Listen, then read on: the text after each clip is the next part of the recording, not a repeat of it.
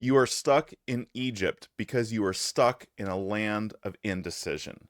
You know the bad habits that are keeping you from losing weight, from becoming financially secure, or whatever it is that God has placed on your heart. Yet you sit on the fence waiting for more information, waiting for the right time, waiting for some mystical certainty to arrive. But here's the harsh truth: God doesn't wait for your calendar to clear. He's opening doors for you right now that you are refusing to step through. This is what I call the Passover Principle. Transformation requires urgent, decisive action, not perfect preparation. Consider the story of the Exodus. God rains down 9 plagues on the Egyptians, decimating the system of oppression while the Israelites watch with their bowls of popcorn. The goal was freedom, but that 10th and final plague was different. It would bring about freedom, but there was one condition. They had to act. They had to sacrifice the lamb. They had to be dressed and ready to go. God didn't send a survey to see when the people felt prepared to leave Egypt. He declared, "Tonight is the night. If you don't escape now, you're staying forever." This decisive moment became the beginning of a new life. God said, "This month shall be the beginning of months for you." In other words, this choice would reset their calendar. It wasn't a New Year's resolution that would be forgotten in a month. It was a do or die moment. Passover is about urgency. It's about taking the first step toward a better life. And the Feast of Unleavened Bread that follows, it's an annual reminder of that need to take decisive action. No leavened bread. Why? Because when the opportunity for freedom arose, Israel had to make the decision right then. They didn't have time for the dough to rise. It was now or never. If you want to find your Eden, the life that God intends for you, you cannot remain paralyzed by indecision. But wait, you might think, isn't careful planning biblical wisdom? Shouldn't I count the cost before building the tower? Yes, but there's a critical difference between prudent planning and perpetual postponement. The Israelites had likely been planning their escape for generations. When the moment came, they didn't need more planning, they needed movement. Let me tell you about my recent Exodus moment. I stepped on the scale after avoiding it for months. 304 pounds. Thinking it must be broken, I did what we all do. I went downstairs to the other scale and I checked out the other scale we owned. Still 304 pounds. I knew that I could not keep going like that. I didn't need more information. I had read everything about every diet out there and I knew exactly how to lose weight. What I lacked was a decisive moment.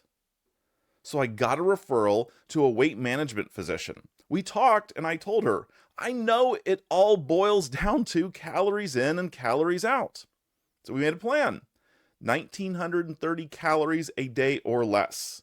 And I walked out of her office that morning and I started that very day. Not the next week, that day. I went from eating over 4,000 calories a day down to under 1,900 calories. It was hard. It hurt. But it was my Passover moment. I cut out the junk food like it was Egyptian leaven. It meant throwing out a lot of my favorite snacks, but unlike Lot's wife, I didn't look back. And the results? Within 6 months, I had lost over 70 pounds. My blood pressure had normalized. My sleep improved. My energy returned. The promised land was real, but I would never have experienced it without taking that decisive first step. Now, here's the thing I want you to take away. I didn't feel ready, but I didn't need to be fully prepared.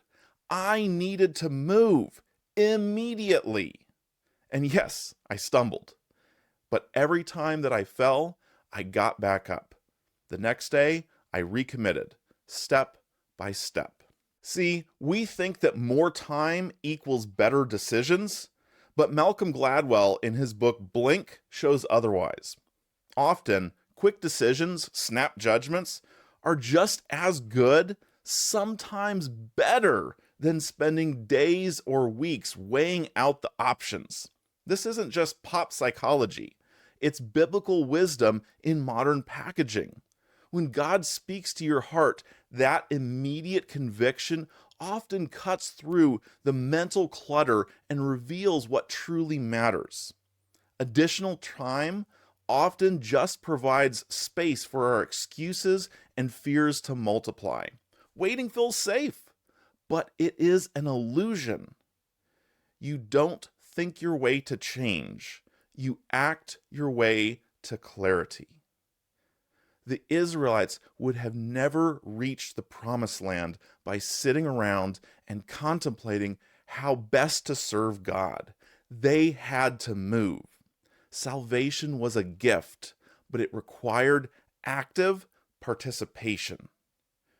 The rest of the Bible is no different. It doesn't just recommend action, it rebukes indecision. Revelation 3, the Laodiceans aren't condemned for evil. Their sin is being lukewarm, undecided. And because of their lack of commitment to action, Jesus threatens to vomit them out of his mouth. James 4, verse 13 through 14 warns against putting off what should be done today. You do not know what tomorrow will bring. You are like vapor. When we say we will do it tomorrow, tomorrow rarely comes. Think about Mount Carmel. Elijah didn't say, take your time, weigh the pros and the cons. He says, how long will you waver between two opinions? Decide today. Indecision isn't neutral. It's rebellion dressed up as caution. Jesus takes the requirement of urgency to the extreme.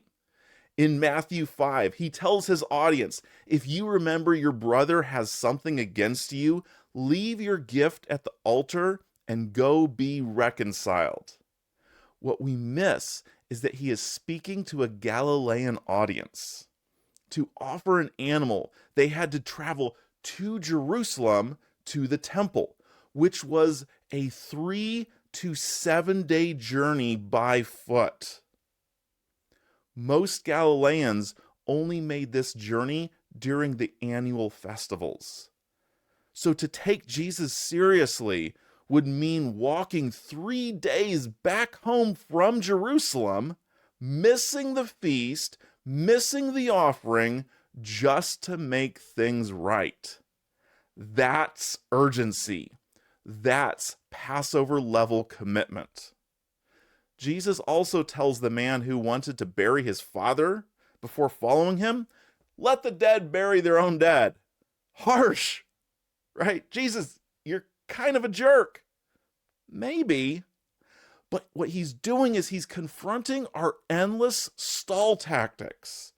We always have a reason to wait one more day. So what does this mean for you right now?